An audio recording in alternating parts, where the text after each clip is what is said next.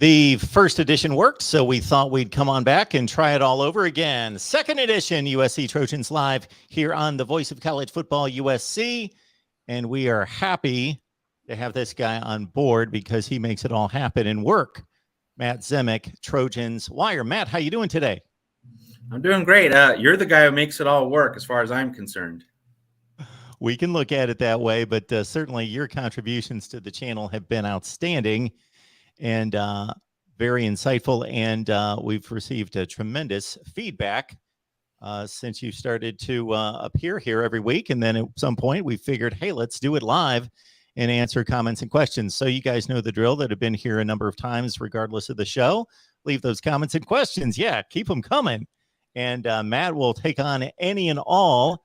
And I will chime in from time to time if I feel I've got a perspective on it as well. But comments and questions. We are going to go through an opponent series, starting with the opener in Rice. And we've got a guest coming on in a few minutes to talk just a little Rice football. We know that that's not necessarily paramount to the success for the Trojans this year, but it is week one at the Coliseum. Matt, of course, four-star safety, Braxton Myers, sixth-rated player at his position in the 2023 class, a top 100 player roughly at number 108 in the 247 Sports Composite, and a top 20 player in the state of Texas. That's saying something. As you mentioned to me before we went live, the first player in the 2023 class on the defensive side of the football. Yeah, so that's the real milestone. That's the breakthrough with the Braxton Myers recruitment, that Lincoln Riley gets in the door, gets a four-star on the board. And, these defensive depth questions that we're dealing with here at USC in 2022, not likely to exist, certainly not on the same level in 2023 and beyond. It just underscores the very central point, Mark. And for all your viewers here at the Voice of College Football, you better get the Trojans this year. No pressure, Utah. You need to make it count this year, because this year there are legitimate questions about whether USC can win the Pac-12. But next year, not very likely. Next year, USC is going to address these depth issues, going to get a lot of recruits into the program. And as we know, this year it's scrambling in the portal to get a very different kind of roster. But you give Lincoln Riley this full recruiting cycle, these holes that exist on the roster now, they're not going to exist to the same degree next year. So that's part of the significance of the Braxton Myers story.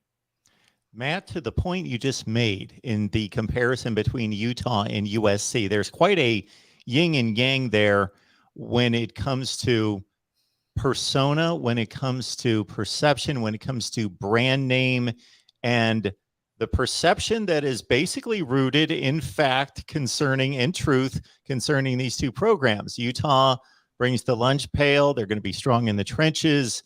Kyle Whittingham has been around forever. He has done an amazing job there, but the consistency is hardly matched across college football, and just that their floor is going to be extremely high.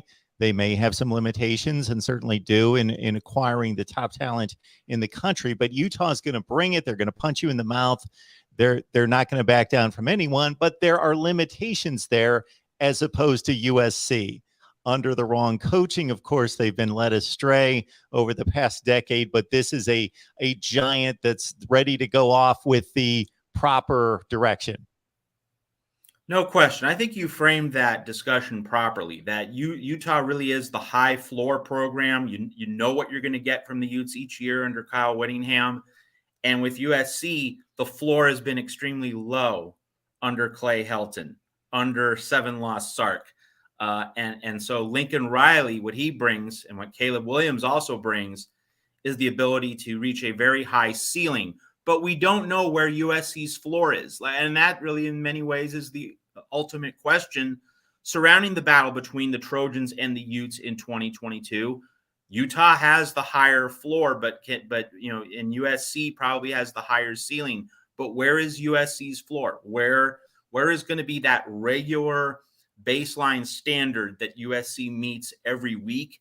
And I remember last week on our first live show, one of the questions was, how much is USC going to score? How much is USC going to give up? I actually wrote a recent column at Trojans Wire picking on one particular nuance of that whole debate, and that is that, let's say USC, hypothetically, let's say USC averages 40 points a game.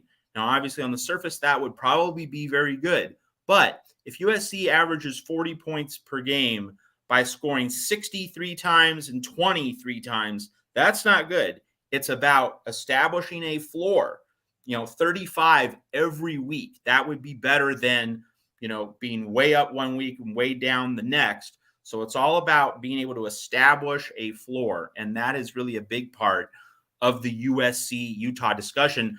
The flip side, if we're going to talk about where's USC's floor, the other part of the discussion is where's Utah's ceiling. And I think that comes into focus specifically with quarterback Cam Rising. Obviously, he was a very good fit for the offense last year after replacing Charlie Brewer, the transfer from Baylor, who nearly led the Bears to the college football playoff in 2019. So he obviously did a very good job. But is Cam Rising ready to be the stone cold crusher, a guy who can really make Utah a next level force? Now, Utah was very good last year, but the Utes did stumble in September before finding themselves in October and November and really getting on a roll. So now that Cam Rising is going to be the guy in week one, how does he handle the full 3-month journey from the very start of the season to the end? That's not something he had to deal with last year. He was able to see Charlie Brewer stumble. He was able to pounce on an opportunity. Where is Cam Rising's ceiling? So USC's floor, Cam Rising's ceiling. Those are the two very interesting plot points in the USC-Utah battle. Matt, if either one of us could see the final individual and total offensive statistics for this football team in 2022, I think we could guess them pretty closely right now from player to player, talking about the substantial players, starting with Caleb Williams, but more so what the offensive output's going to be in total. But to your point, because they're going to explode at times, the consistency and against the better defenses, if that 40 points per game, again, to your point, is because of a lot of 63s and 59s and 56s against the Rices of the world, and they go out to Salt Lake City and it becomes a 27-20 loss because they can only put up 20 points, that's not going to get them to the ultimate goal, as opposed to, sure, you're going to hit Rice most likely and some of those schools for 50 points, but save some in the tank and pick up the 35 needed against the better teams, and Utah being the game of the year as it stands right now. And one nuanced point to piggyback on what you just said in terms of shooting for that consistency is, Caleb Williams has a management challenge this year. And that management challenge is framed in terms of, you don't have to be the hero on every play. Now, that's going to be a temptation with the limitations of the offensive line, especially if there is an injury to one of the starters. But manage your body, manage the offense and your game over the course of a full season. Don't just think about trying to max out each play on a specific game day, on a specific Saturday. Think about the long haul. And the point, the very specific point I'm making here is, don't try to get 5 extra yards on first down. Like if you have a 15-yard gain, don't stay in bounds to try and get 20 yards. Just go out of bounds, take the 15, and save yourself some hits. Save yourself the risk to injury, because we all know that if he gets injured, Miller Moss is not ready as the backup quarterback. So in terms of, again, shooting for that standard of consistency, Caleb Williams is going to have a challenge in terms of, not trying to max out all the time. Certainly in games which are well in hand, Lincoln Riley needs to dial it back on the playbook, kind of rein things in and make sure that he saves the really good stuff for, like, that night game at Utah, for that game at Oregon State in week 4 that I keep talking about. So there is definitely something to, don't think that you have to, empty the playbook early in the season. And for that game against Stanford, for the game against Fresno State, save something in reserve. You're navigating a full season. It doesn't have to be a laser light show every week. And so marshaling resources over the course of 12 games, that's definitely going to be a challenge for this team. Bringing up Miller Moss, of course, he was on campus and in the program last season to get the reps in practice, to develop his body, his knowledge of the offense. Of course, a different offense at that point. But in terms of navigating a collegiate offense and getting those reps again in practice. So when you say he's not ready, of course, there's a determination made there by the lack of experience that nobody wants to see Caleb Williams go down in any such way.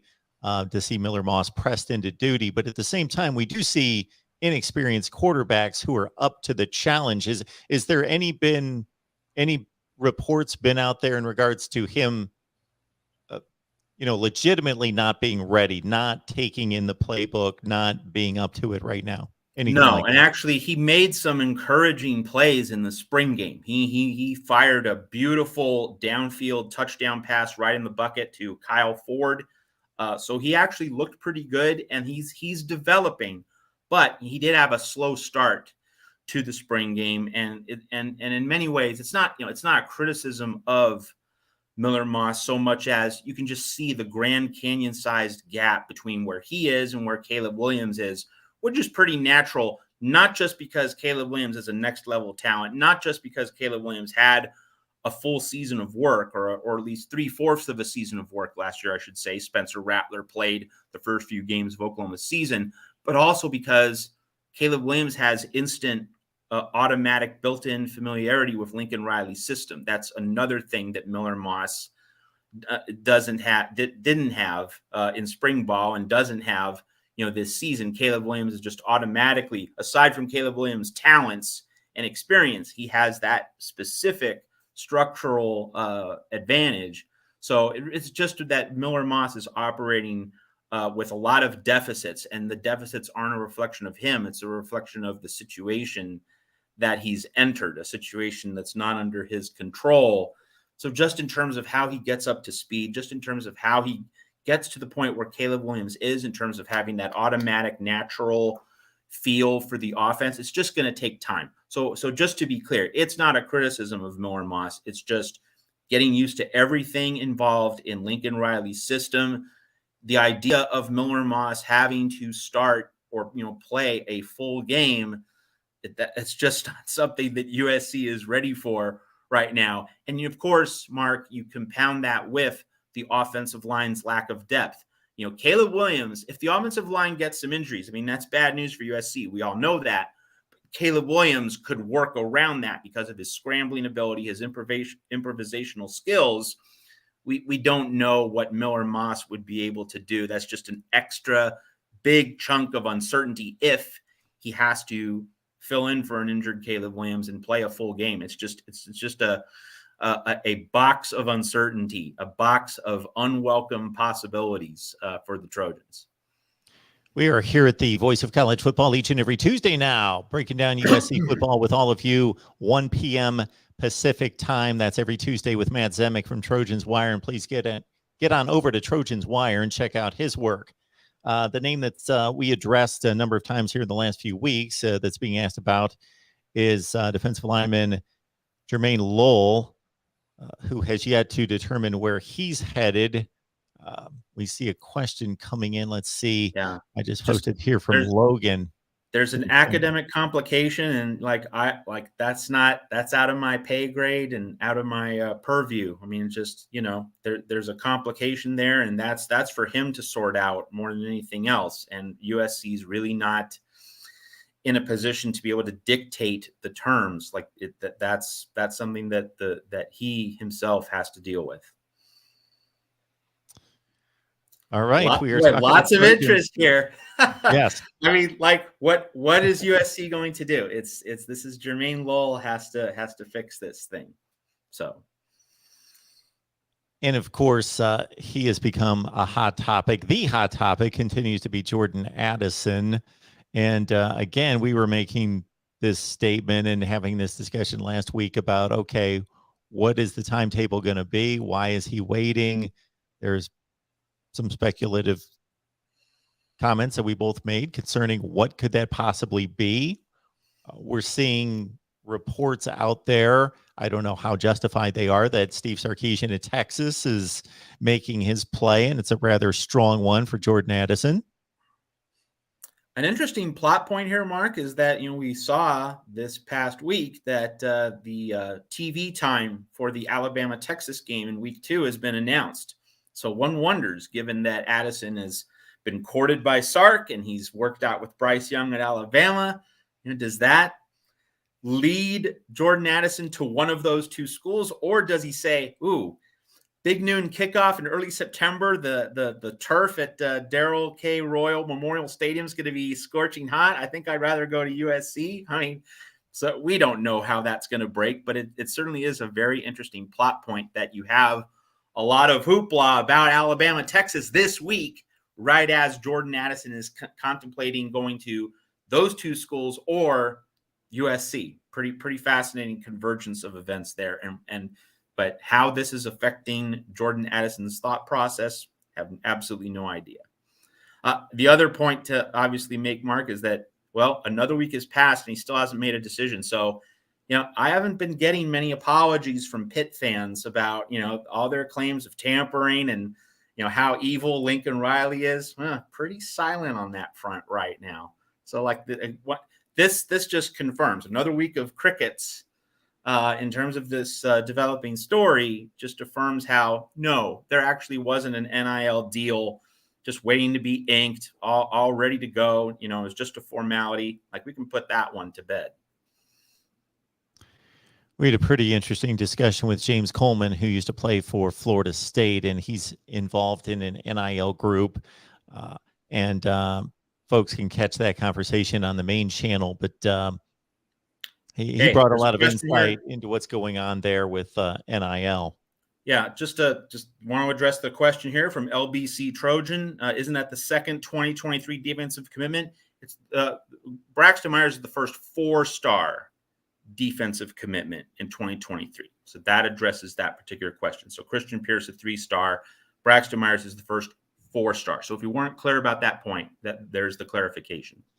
Yes, I failed to make that distinction. Yes, Christian Pierce here, as not to distinguish this, but he is the lowest rated player in the class of 7 thus far, as a roughly top 50 safety in the country out of Rancho Cucamonga at 6'2", 180, top roughly 600 player in the nation. The state of high school football in California, any thoughts about its trajectory currently? It's been right there with Texas and Florida in the past, but it seems to be tapering off. And of course, that's going to be the talent base of the program going forward. Well, I will admit to not following California high school football all that closely. Like, I don't dive into deep into the weeds on the recruiting game. I will note that there's been a major scandal at Mater Dei in terms of behavioral stuff, conduct internal to the program. So how that's going to affect Mater Dei, I don't know, but like, that is a big story right now at that school. But I think the top schools in California, like, they have still heft and stature. And, the main thing is that with Lincoln Riley here, like, now there's the complete expectation, and there's a lot of trust within the USC community that Lincoln Riley is going to get the best of what those schools have to offer. He's going to get the very best prospects from them. And of course, he recruited several Oklahoma players from Southern California, and he was able to then bring them back to USC as soon as he moved to LA in late November. So like, is California undergoing a decline? One interesting point on that, Mark, is that, John Wilner of the San Jose Mercury News, he's made discussions about how participation in California high school football has gone down. Parents are putting their kids, talking about California parents, California households are putting their kids in other sports because of CTE, because of worries about concussions. So in California and other parts of the West, which are more politically liberal, let's just acknowledge that the culture is a little bit more fluid relative to its embrace of football compared to Texas, Ohio, Michigan, Pennsylvania, Florida. So there is more of a decline overall in terms of participation in sports because moms and dads are more reticent to allow their sons to play football. To that extent, there does seem to be a decline. But in terms of the powerhouse schools in California, like Mater Dei and the other ones you could instantly think of, there doesn't really seem to be erosion in those programs particularly. So like USC's ability to get the cream of the crop, to get elite athletes from California, like that's not being hurt. And I think in many ways, this is damaging for the mid-tier programs in the Pac-12. Getting the guys that USC doesn't want. It's like a Texas Tech dynamic in the South Central Plains, getting the guys that Oklahoma and Texas don't want. You want to be able to get those guys just below them. We've also seen this with, for instance, Mark Stoops at Kentucky, going into the state of Ohio, getting the guys that Ohio State, Michigan, Penn State don't get. Like that's how Mark Stoops has really built Kentucky, getting those second tier kinds of recruits. So really, if we're talking about the decline in football participation at the high school level in the state of California, which is a real thing, it's not going to affect USC. It's not going to affect Oregon. It's going to affect those mid-tier programs in the Pac-12 conference. That's where it's really going to hurt. Yeah, it's interesting what Mark Stoops has done, because instead of facing south and focusing on all where the talent is the richest in the country, he figures, why compete with all of them? Let's go up here and we can find some players in Ohio and Pennsylvania. But I only brought that topic up because just during the process of my own research, I was noticing California drifting back, where it's been pretty steady for decades that 40% of the top 300 players in the nation either come from California, Texas, or Florida. They comprise 40% of the top 300 players in the nation. And I was counting up 4 and 5 stars over the past several classes and seeing where Florida and Texas were separating from California. And then I drew Georgia into the mix, and I see where Georgia's pretty much now running neck and neck, or maybe even a couple players above California in that 4 and 5 star class. So that was the only reason I brought that up, and whether you had any insight, which Sure. you certainly did, into the state of California high school football. Sure. We have a question from Adrian Hobbs. What is your guess on Coach Lincoln Riley's fight on tweet last night being Monday night? So my guess, and hey, first off, when I'm trying to read Lincoln Riley's mind, don't give my voice too much weight or significance. Okay. I try not to read other people's minds. I try not to read my mother's mind because I just don't want to go there. It's just why fight a battle you're likely to lose, or where you're likely to get a prediction wrong. But Adrian, if I had to give a guess, USC also brought in Cooper Lovelace, an offensive lineman, and another depth piece on the offensive line. So that was one of the recruitments from the past week. So a name that's not on the board and is not Jordan Addison. I don't think that he'd tweet out Jordan Addison without immediately announcing it right after. So I think we can write off Jordan Addison for Lincoln Riley's fight on tweet from Monday night. I think it would be Carson Tabaracci, the linebacker in the transfer portal from Utah. That would be the most available guess. But again, don't attach too much significance or weight to which prospect. And of course, the news is going to leak out at some point. So no one should be overly concerned about what that means. But that would be my best guess, Adrian. All right. Talking USC football with all of you, we would ask in exchange for the great content that we provide, courtesy Matt Zemek from Trojans Wire, please hit the like button and let people know that we're here each and every week. We were certainly pleased with our first effort that we also simulcasted on the main channel. So we're bringing everybody to focus on what we're doing here every Tuesday live with Matt at 1 p.m. Pacific time on Tuesday. Bring those comments and questions, but bring some friends with you.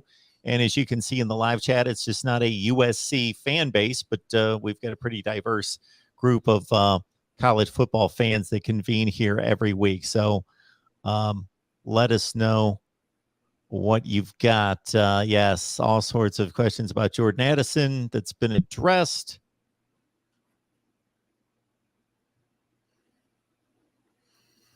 And Tim, I know I fielded a question from you last week about the divisional play and whether that would benefit or hurt USC.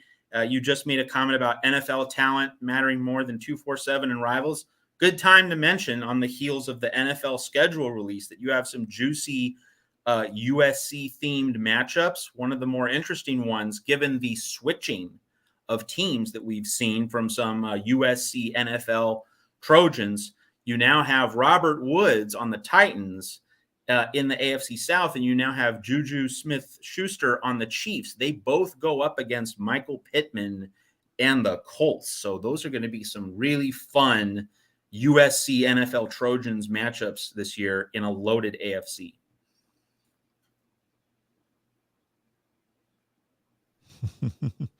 Yes, Tim is not caring about the 247 Sports ranking right there.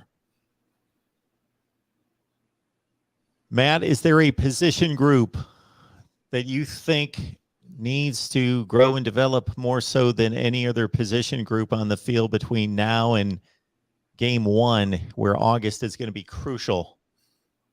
Yeah, it's clearly the defensive line. I don't think it's a particularly close call. And for people who are just tuning into this show here at the Voice of College Football, who haven't watched Mark and myself discuss the state of USC football over the past few months, as we get into the spring and the summer and August camp, coming closer now, 2.5 months away.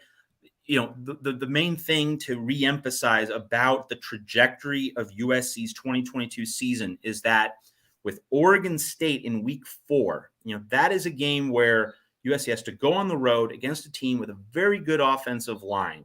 And so the big question for Corey Foreman, the big question for a lot of the depth pieces, behind the established stars in USC's front seven, like that Tuli Tuipulotu is a star. He's going to bring it. That Nick Figueroa is going to be a solid component of the front seven. But for the players behind that initial layer on the depth chart, the guys that still have questions to answer, will they evolve? Will they develop in time for that week 4 game at Oregon State against a Beaver offensive line that loves to mash, loves to road grade, get that running game going, ball control offense, clock chewing offense, exactly the kind of offense designed to keep Caleb Williams and the Lincoln Riley laser light show off the field? Can USC develop its defensive linemen, on the lower tiers of the depth chart in time for that particular game? I think in many ways that is a question with enormous significance, because as I've said, if USC solves the Corvallis road trip in week 4 at Oregon State, you're looking at an 8-1 Pac-12 season, with the one loss probably being the night game in Salt Lake City against Utah. If USC goes 8-1 in the Pac-12, what does that mean? With a game against Rice, with a game against Fresno State, you're looking at a 10-win season. And maybe you lose to Notre Dame, but if USC goes 8-1 in the Pac, that is a 10-win season. What does that also mean? It also means very likely a New Year's Six bowl game. And I know that USC fans certainly want the Pac-12 title this year. Like, that would be a successful season. I think that's where most Trojan fans are. If we win the Pac-12, it's unquestionably a successful season. But then to come in right behind that point, if USC misses the Pac-12 title because Utah just does an incredible job, which is possible. Let's say Utah goes 12-1. Hey, if that happens, you tip the cap to the Utes. Like, going 12-1 is extremely difficult.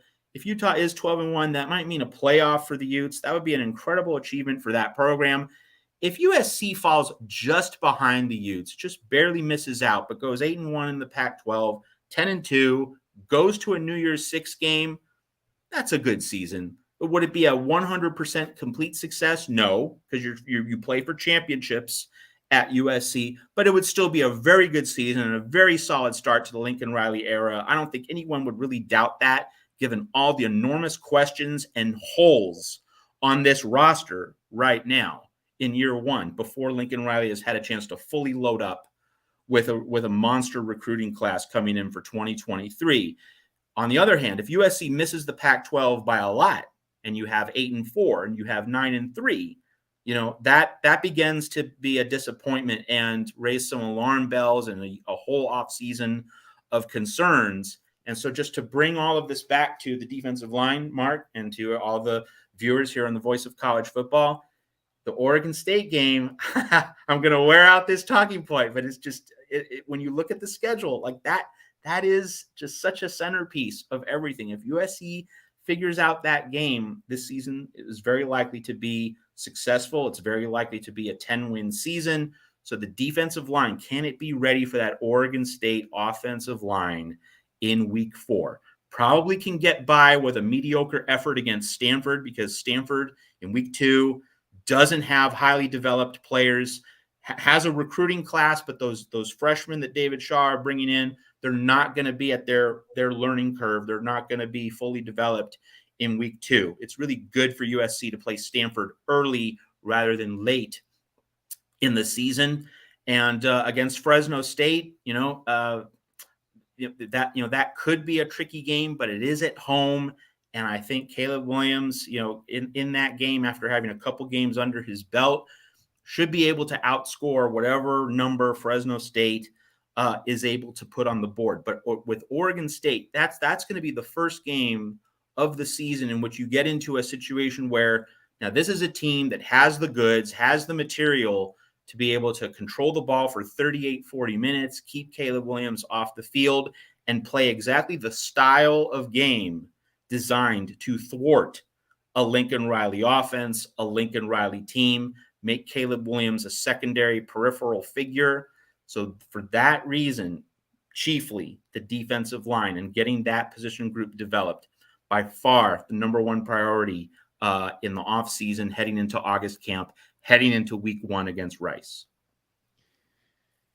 Yeah, the Stanford and Oregon State losses of 2021 were the ones that really sounded the alarm on where this program was headed and where it had deteriorated to. And then if you checked out the rushing numbers against Oregon State, as Matt is alluding to, they just slammed it down the Trojans' throat. And to lose those 2 games and then to see what Stanford was going to become in part, both of those games were just wipeouts. And of course, Oregon State hadn't won that game at the Coliseum since 1960, I think was the figure. Yep. All right. We got a glimpse of USC football a few weeks ago at the Coliseum, of course, in the spring game, but we will see the Trojans for the first time when it counts against the Rice Owls at the Coliseum. We're going to run through a series in which we bring in media from the opponent's side. We've got Steve Helwick on the line from SB Nation's Underdog Dynasty to help us out with the Owls. Steve, how you doing today? I'm doing excellent. Just heard some of the USC talk. Loved a lot of the points that you were making, especially about the Oregon State. And I think this is going to be an exciting season, especially great time for Trojans fans. They packed that house at the spring game. This feels like one of the more hyped up coaching hires in recent memory.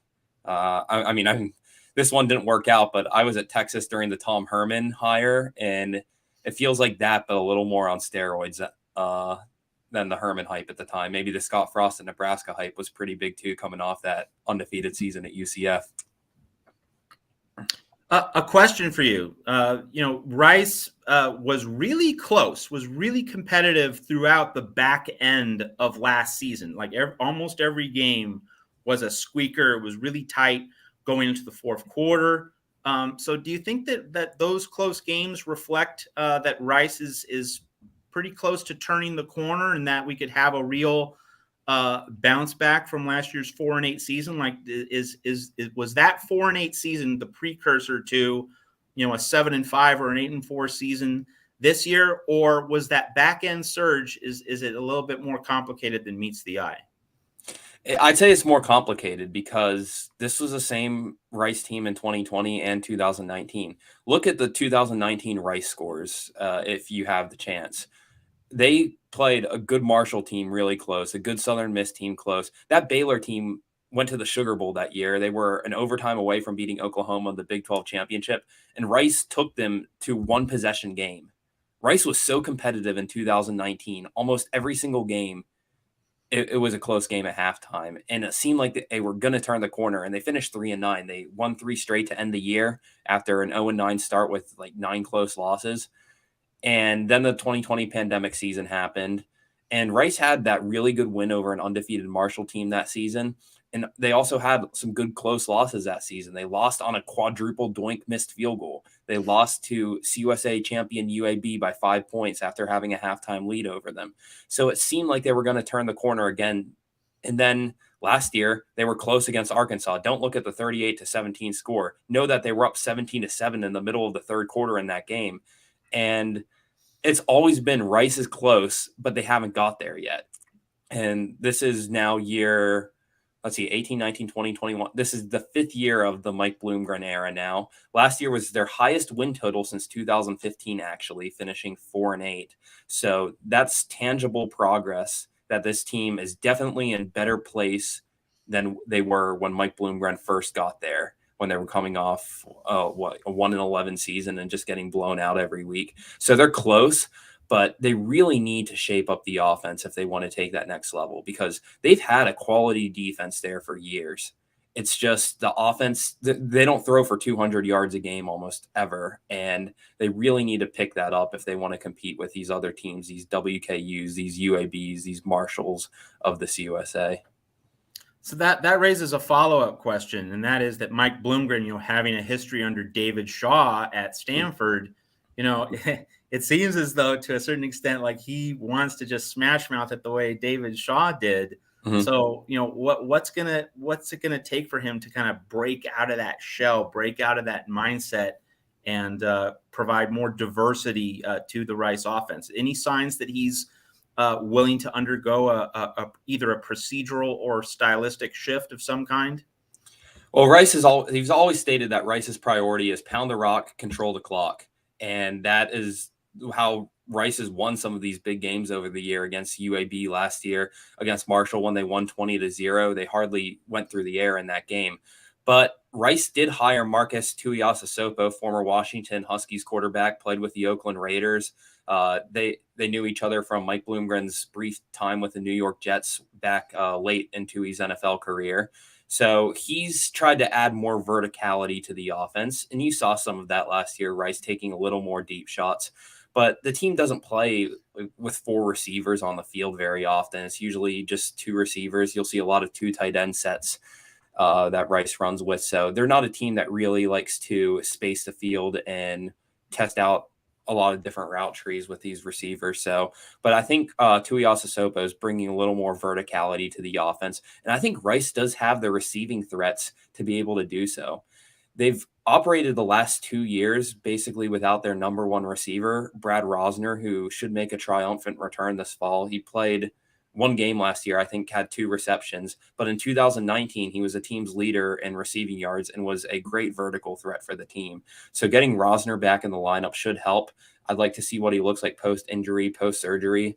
And then that you have Cedric Patterson III, CP3, who came over from New Mexico, and he really stepped up late in the season. I think he had 5 touchdowns in his last 6 games, had 100 yards to finish the year. So I think Rice is finally getting the names that they need at these receiver positions in order to succeed. So that should be a big development for the offense, but they really need to take that next step. They can't afford to have games like last year when they played UTSA and they did not cross the Roadrunners 45-yard line just because the offense was not creative enough to get those yards. Steve, how do you view the shakeup that seems to be a domino effect in college football with the expansion that's going on? Oklahoma, Texas, that affects the Big 12. The Big 12 picks off the American. Now the American has to go after the Sun Belt, and it just has cascaded through. And the Conference USA has been a victim of this. And just what is your thought about the conference going forward? Well, Rice will join the American in 2023, which is pretty good news for Rice considering their football team has not been to a bowl game since 2014. So they're in the Houston market, and you want that Houston recruiting footprint in the conference after losing the Cougars. Obviously, Houston and Rice are not the same in terms of athletic budget or support or anything like that, but having the footprint in the Houston area really helps the American Conference still. So they still have that going forward. So I think Rice is a pretty big benefactor of this conference expansion, that you're getting to play in the AAC after CUSA. You still get to retain a few CUSA rivals like North Texas and UAB in there. So they'll have some familiar opponents. But I think overall, it's a good move for Rice moving up this conference after decades struggling for football. It feels like they have nothing to lose in the AAC, kind of like Texas has nothing really to lose going to the SEC after having the 7th best Big 12 record in the college football playoff era. So that's how I feel about it from a Rice perspective. But overall, I mean, it's pretty hectic in the college football landscape now, and it feels like these changes are going to keep coming. You see Memphis right now expanding their stadium, putting all this money into renovations, just trying to hold out hope to be the next pickup for the Big 12 if they decide to add 2 more teams, if they try to add Memphis and Boise State or Memphis and South Florida. So it seems like we haven't seen the last of it yet, and it seems like it's still ongoing. To me, the statement you just made about Texas's record during the playoff era of 8 years might be the best single statement that summarizes the plight of Texas football during the playoff era. The 7th record of 10 teams in the Big 12. Wow. I don't think I would have quite guessed that. Are below. With their string of 7-5 range under Tom Herman, I don't know that I would have quite guessed that, but certainly Charlie Strong had his issues with some 5-win seasons, etc. So, wow, that is quite the statement. Steve, what you said, we were saying something about Kansas. I said that the 3 teams below Texas. Texas in the playoff era has a 53-46 record. Iowa State is 47-53, Texas Tech's 42-55, and Kansas is 14-79. Those are the only 3 teams below Texas. That is quite a statement. All right, Steve, we appreciate you being here. Matt, did you have anything else that you wanted to hit on? Well, I just like to, whenever I get a chance, I like to educate viewers, especially younger fans, about college football. USC and Rice have something in common, and it's not as complicated as it might seem. Both USC and Rice have hosted the Super Bowl. Rice Stadium hosted Super Bowl 8, 1974, Vikings Dolphins. So USC and Rice have that in common. So how many of you out there listening on the Voice of College Football knew that Rice University hosted a Super Bowl? Okay, so we try to educate here on the Voice of College Football. Well done, Matt. I didn't forget about it, but I just wasn't, my mind wasn't there to bring that up. But it's the middle of May. Why? To think about exactly to think about where the Super Bowl has come, to go back to 1974 and to look at some of the stadiums for the first 8 to 10 Super Bowls. Tulane Stadium in New Orleans, and of course, which hosted several times, but Rice Stadium, the one game, Vikings Dolphins game. Yes, it's pretty fascinating to think, the humble start of the Super Bowl, even though. And Rice used to be a big deal. Rice beat Alabama in the Cotton Bowl, in the 1950s, and it featured one of the most infamous moments in the history of college football. Dickie Magle running down the sideline and Tommy Lewis coming off the bench to tackle him. One of the most remarkable moments in college football is very long, over 150-year history. Great stuff. Way to wrap it up, Matt. Thank you so much for that perspective on Rice football. Steve, we appreciate you stopping by. We are leaning on Steve for quite a few of these previews involving the Group of 5. You can catch Steve's work at SB Nation's Underdog Dynasty and also on Hustle Belt. Is there anything else that we're missing, Steve, in regards to where people can find you? Not for now. I might start up something YouTube in the fall, but right now it's just Underdog Dynasty, Hustle Belt, and Twitter. And I'm planning to cover that Rice USC game live. So I've never been to the Coliseum before, so I'm really looking forward to that trip. Enjoy. And may I say, and I truly mean this, like I'm not just blowing smoke here. Underdog Dynasty and Hustle Belt are fantastic. Do a great job covering the MAC and the Group of 5. Steve, we appreciate it. You have a great day. Thanks for stopping by. Thank you. All right, Steve Helwick from SB Nation.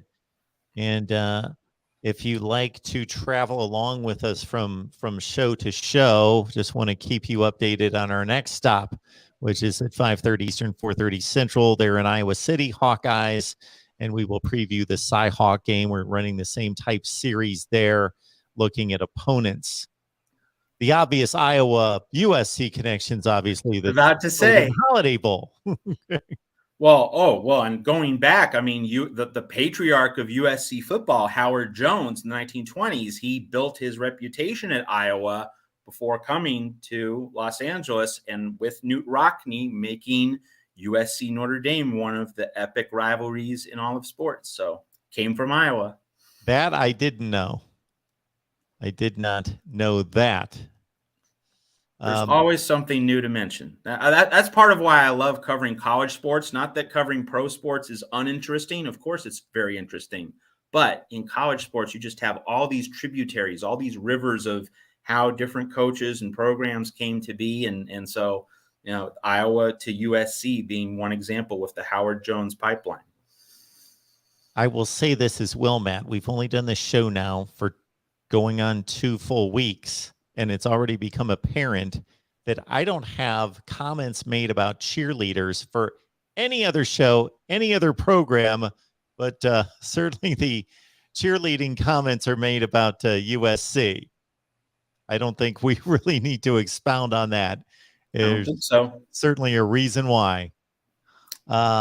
Yes, Willie is jumping on. Willie's an Ohio State guy that joins us on a regular basis concerning the Super Bowl that was played at it's fascinating to watch those early Super Bowls. Okay, worst Super Bowl in history, that would be more like Bears Patriots or Super Bowl 24, 49ers Broncos. There were Super Bowls much worse than Super Bowl 8. Absolutely. It was 24/7. It was 24/7, and the Dolphins dominated physically, but it was within reach, still somewhat competitive for the majority of the game. As opposed to, Super Bowl 24 was 55-10. So, it was 55-10, and certainly the Niners got out on the Chargers in a rough way, and the Broncos game. Yeah, sorry, Mark. Also, Super Bowl 48, with the opening play safety, and that game was never, ever remotely close. Seahawks, Broncos. Now, hey, I lived in Seattle for 20 years. That's one of the special days of my life. But it was an awful Super Bowl just on the raw merits. Archer is saying Cowboys Bills 2. I would vote for Cowboys Bills 1. That was the 52-17 Leon Lett game that the Cowboys just blew them out. Actually, the Bills jumped on the Cowboys and had a halftime lead in their rematch the next season, and Dallas had to come back on the back of Emmitt Smith in the second half. Matt and I could talk about the NFL, I'm sure, all day as well. Absolutely. I love NFL history. All right. Well, there wasn't anything else in particular that was on my list, and I don't see any other questions coming in, Matt. Yeah, just one other brief comment. I don't think we touched on it. Jacoby Covington, USC got a transfer from University of Washington. And it just continues not only building up the defense, getting some reinforcements in the secondary, but also yet another Pac-12 transfer. It's really noticeable, again, how often Lincoln Riley has not just gone to the portal, but he's gone to the Pac-12 portion of the transfer portal. You think of Travis Dye from Oregon, Austin Jones from Stanford, Brendan Rice from Colorado, Eric Gentry recently, the linebacker from Arizona State. USC continues to get not only transfers, but Pac-12 transfers. So these guys have studied, played against other Pac-12 programs. That's building not just more good players, but it's building players with a knowledge base within the Pac-12 conference. That could be hidden value for the USC Trojans this season. Absolutely. And I was just efforting to get his numbers coming out of high school. He hasn't played a whole lot at Washington, 4 or 5 games played, but at a position of need, certainly in the defensive backfield for USC. All right. Appreciate everybody being here. And again, we will be back next Tuesday at 4 Eastern. It's 1 p.m. where it counts there in California for USC Football Talk with Matt Zemek from Trojans Wire. In the meantime, get on over to Trojans Wire. Matt, is there anything in particular that you're working on? It's kind of off-season doldrums right now, and we're waiting for the Jordan Addison news. Like, we'll have plenty to say on what happens with that when the story breaks. We don't know when it's going to break, but that's the thing that we're watching, and other transfer portal developments. I mentioned Carson Tabarachi, the transfer from Utah. That's a USC target, and that would be another Pac-12 transfer if Lincoln Riley can land him. So those are the things that we're monitoring, but it's the off season, and our Lincoln Riley deep dive series, that's going to be in June and July. So right now, kind of quiet on the home front, but we have some good things planned for the summer. All right. You know what? I'm going to keep you hanging here for a couple more minutes because there is a series of questions that I love to ask during the off season when we hit these spots. Sure. And we won't be able to get through all of them. Sure. Now, these somewhat change based on the fan status of that particular contributor. If he's a professional that just covers the team versus has had a long-standing, fandom with that team. So you can take this however you want, because the first question I typically raise is, what is the most exhilarating victory during your fandom of USC in particular? Or I'll ask it to you if you don't want to go in that direction. Just most important win during your years of covering college football for USC. What do you think was the landmark victory? And you certainly can go through a list if you'd like. Yeah, I think at the very top of the mountain. And so just telling about the 21st century Pete Carroll era, the Notre Dame game, October 15th, 2005, like that. Just not just the fact that USC won, but how it happened. 4th and 9. I mean, you just mentioned the words 4th and 9 to any USC fan, instant recognition and awareness of what that means. And that's one of the special things about sports, right? You can mention 3 ordinary words, and yet if you mention those 3 ordinary words to a specific person in a specific context, there's an instant recognition, and it just creates this flood of wonderful memories, recollections. And, just being able to speak in that shorthand, that code with someone else of like mind or shared interests, that's one of the great things about sports. That's how sports unite us, bring us together. It's how sports blot out so much of the junk that we're seeing in society and culture. When the world gets us down, when the newspaper headlines get us down, hey, remember 4th and 9? And just we're instantly transported to South Bend, Notre Dame Stadium, on that magical October evening, one of the greatest days in college football history. I'm still waiting for the ESPN 30 for 30 on October 15th, 2005. That day certainly demands that documentary. But 4th and 9, the Bush push, all the incredible and dramatic moments, that is a mountaintop moment for USC football in the years that I've followed college football. Obviously, winning the national title, crushing Oklahoma in the 2005 Orange Bowl was a mountaintop moment. Beating Michigan to win the AP national title in 2003, also great. But you got to admit, there's a certain magic about beating Notre Dame, doing it on the road, coming from behind, staring down 4th and 9. There was so much in that game. That was you weren't just seeing the ascendancy of Pete Carroll. You were also seeing the possible ascendance of Charlie Weiss, and the two of them going at it. And with their NFL histories, there was just so much loaded into that game.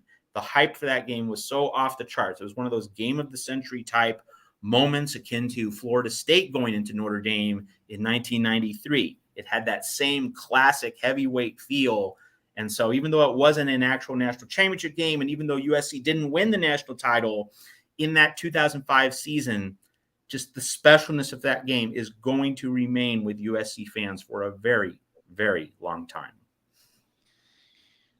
On the flip side, there is going to be an answer that most people are going to come up with immediately that aren't necessarily USC fans, but college football fans. But taking a deeper dive, I'll leave it up to you. where you think most USC fans would go when needing to come up with that excruciating loss that still haunts them and still stings? I think you have to go to Stanford in 2007. Actually, scratch that. I mean, Stanford 2007 is an amazingly bitter and frustrating loss, but actually, it has to be 2006 UCLA, like that. And the score of that game was 13-9. Yeah. And you talk to a West Virginia fan about 13-9. That was 1 year later against Pittsburgh. So like those two 13-9s are just incredibly depressing gut punch moments for fan bases. And so in 2006, the 13-9 was for USC. So like seeing UCLA knock you out of the BCS national championship game, it does not get worse than that. And so my first thought went to Stanford, but yeah, wait a minute. UCLA 1 year earlier. And, Carl Dorrell, like he's struggling with Colorado right now. If Carl Dorrell had turned UCLA into a perennial winner, if he'd been able to succeed at UCLA on a sustained basis, then you make Stanford 2007, losing as a 41-point favorite, the worst loss. But no, because Carl Dorrell struggled so much at UCLA, but he had that one moment in 2006. Yeah, that really stings. And of course, the other part of this is that, if Pete Carroll had been able to win the 2006 national championship after Matt Leinart, after Reggie Bush, you wonder, would his USC tenure have petered out to the extent that it did?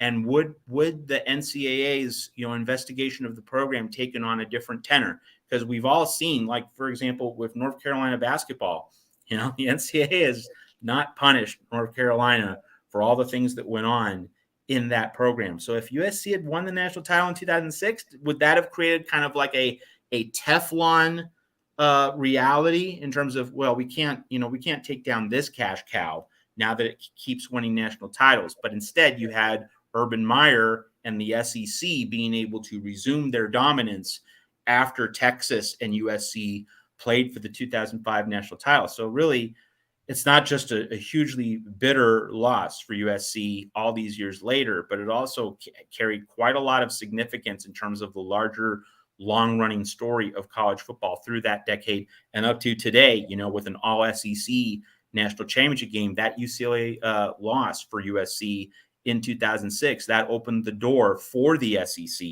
and Urban, and we're seeing the reverberations of that 16 years later. Yeah, for as dominant as the Pete Carroll era is, it's got to be excruciating for USC fans to recognize how close it could have been to just a complete dominant run, because people look at national championships. Folks like yourself and I, we like to delve deep and say, well, consider this and consider that, and they were just as good, or they just didn't get the BCS slight to get into the game. But most people just national championships. So, USC played itself out in 06 and 07. It could be argued that they could have been selected in 08. Yes. Yes, it That could. They had only one Florida loss. USC game. That's right. Absolutely. And that also brings up, Mark, one of the, real frustrations of the Pete Carroll era, not that USC missed the BCS title game so much as, gosh, what if the 4-team playoff had existed back then? Like that is a real source of heartache for USC fans, because if the 4-team playoff had existed in the Pete Carroll era, USC might have won, 4 national titles in 5 years, because Pete Carroll you did not beat Pete Carroll when he had a month to prepare, Texas and Vince Young being the obvious exception. And of course, USC still controlled most of that game, led 38-26. So like Pete Carroll was cash money when he had several weeks to prepare. And so you put that into a 4-team playoff context. Oh, man, I feel sick just thinking about it. But it's an undeniable story, and it's an undeniable plot point that, what if Pete Carroll had the benefits of the 4-team playoff? He never did have that. And, that deprived us of so many USC versus the SEC moments that Pete Carroll was never able to go up. It's so incredible that Pete Carroll did not play an SEC team for the national title during his tenure there, because missed paths with LSU because Oklahoma got selected in 2003, missed paths with Auburn because Oklahoma got selected in 2004, Texas in 2005, and then wasn't able to play in 2008, wasn't able to play. And here's the other thing.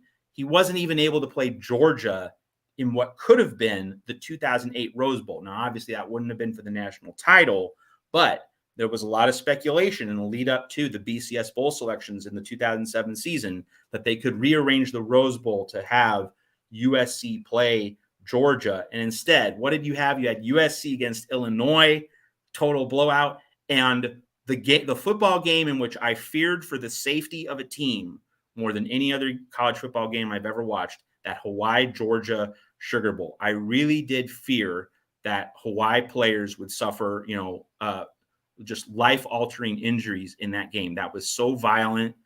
I was just bracing for a severe injury on basically every play. So, the BCS, as it usually did, screwed up, did not give us USC Georgia in the Rose Bowl in that 2007 season. So USC and the SEC always missing the connection in the Pete Carroll era in the postseason. Another great source of regret. Just makes me sigh deeply inwardly. And it's one of the great frustrations of that era in college football history. Yeah, the 2007 season gets so much attention, but 2008, you had Florida, Texas, Oklahoma, USC, Penn State, who would then play USC in the Rose Bowl. And it's easy to see now, okay, USC was far superior, but let's, put ourselves in the position of having to make a selection prior to postseason play. Had we had a playoff, one of them would have had to be left out. Well, the case for Texas, as you well know, is the obvious. They had a 10-point win against Oklahoma, but they had a crazy three-way situation with Texas Tech. They beat them. The shell game, and Oklahoma was able to get to the conference championship game, and thus the BCS system worked its way in their favor. But you had 5 big brands in college football at one loss. Nobody brings up 08 that I hear, and that was a bit of a train wreck that could have been, to your point, of a fun playoff. And that doesn't even include an unbeaten Boise State. Boise State was unbeaten in the 2008 season, and they also had Utah in the mix there. So like Alabama. Yeah. 2008 was a year, certainly for any of the people who like an 8-team playoff, that was absolutely one of the centerpiece years you would bring up at the start of an 8-team playoff discussion. 2008. Absolutely. All right, folks, this is our USC show each and every Tuesday. Please join us next Tuesday. We'll do it all again, 1 Pacific time. In the meantime, catch up with USC football on Trojans Wire with Matt. And Matt, we appreciate you doing this. And it's been fun for 2 weeks, and we will continue on through the summer. We will fight on here at the Voice of College Football.